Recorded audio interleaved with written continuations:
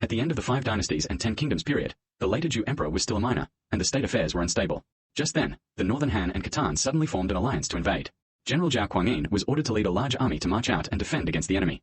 As the army marched forward, the soldiers were all whispering among themselves. Some said, "The emperor is so young when we risk our lives in battle, who will get the credit?" More and more people thought that only if Zhao Kuangyin became the emperor could everyone live a good life. When the army reached Chenkei outpost, dusk was falling. Zhao Kuangyin ordered the troops to rest there. Little did he know, a plan that would shape the fate of the whole nation was secretly brewing. The advisor Zhao Pu gathered several court generals and said, "The emperor is still a child now, and the country is unstable. Only when General Zhao ascends the throne can the overall situation be stabilized."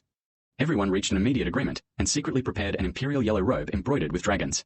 That night, the soldiers deliberately invited Zhao Kuangyin to drink, getting him dead drunk. Zhao Kuangyin had no idea that a moment full of both danger and surprise was just around the corner. At dawn, Zhao Kuangyin was woken up by cheers outside his tent. He walked out and saw all the soldiers standing neatly with their weapons, their eyes brimming with anticipation. Before Zhao Kuangyin could react, the golden dragon embroidered yellow robe was draped over his shoulders.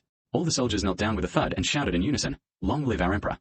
Zhao Kuangyin quickly waved his hands and said, "No, I cannot do such a thing." Zhao Pu stepped forward and said, "If you refuse, General, the soldiers will be a loss. Should they stir up trouble, the whole nation will fall into chaos." Looking at the soldiers in front of him and thinking of the young emperor, Zhao Kuangyin was caught in a great dilemma.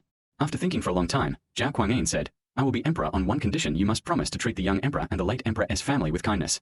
The soldiers quickly agreed, and only then did Zhao Kuangyin give the order, "March back to Kaifeng." When the army arrived outside Kaifeng, the generals guarding the city gates saw Zhao Kuangyin wearing the yellow robe and knew that the tide had turned. They hurried to open the gates to welcome him. The common people stood by the roadside watching, and no one opposed it. Everyone thought Zhao Kuangyin would make a much more reliable emperor than the young child on the throne. When Zhao Kuangyin entered the imperial palace and saw the young emperor and the empress dowager, he felt deep remorse.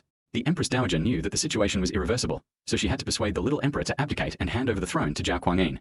The ministers also all urged him to ascend the throne, saying, "This is the will of the people, your majesty, please do not decline any further." Zhao Kuangyin took over the imperial jade seal, knowing that he was destined to be the emperor.